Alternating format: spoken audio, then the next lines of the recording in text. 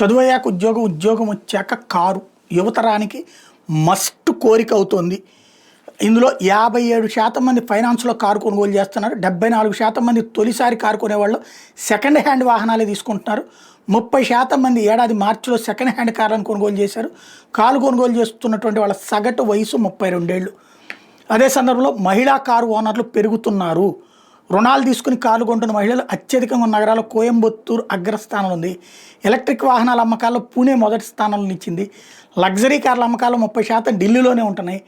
Jeep compass, BMW X1, Mercedes GLA luxury మోడల్స్కి అక్కడ అత్యధిక డిమాండ్ ఉంది. మొత్తం సెకండ్ హ్యాండ్ కార్ల అమ్మకాల్లో 74% మంది తొలిసారి కారు కొనుగోలు చేస్తున్న వాళ్ళు, 84% మంది పెట్రోల్ కారు కొనుగోలుకే ఇష్టపడుతున్నారు. రానున్న కాలంలో పట్టణాల్లో ఎలక్ట్రిక్ హైబ్రిడ్ కార్ల అమ్మకాలకు డిమాండ్ మరింత పెరుగుతుంది. స్విన్నీ వేస్తున్న అంచనా ఇది. అంటే ఇక్కడ అసలు సమస్య వీళ్ళకి అర్థం కాని పాయింట్ ఏంటంటే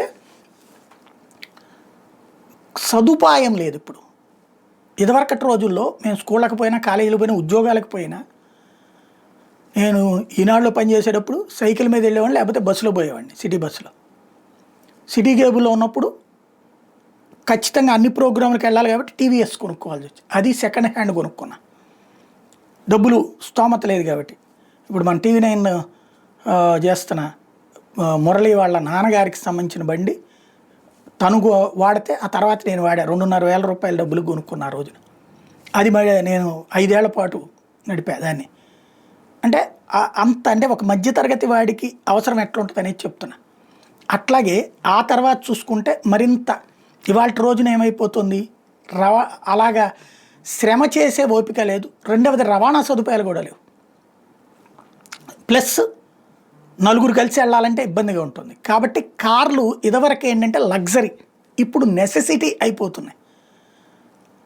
ఇప్పుడు పద్దాక విజయవాడలో, ఇప్పుడు హైదరాబాద్లో జాబ్ చేస్తుంటాడు, చెన్నైలో జాబ్ చేస్తుంటాడు, బెంగళూరులో జాబ్ చేస్తాడు.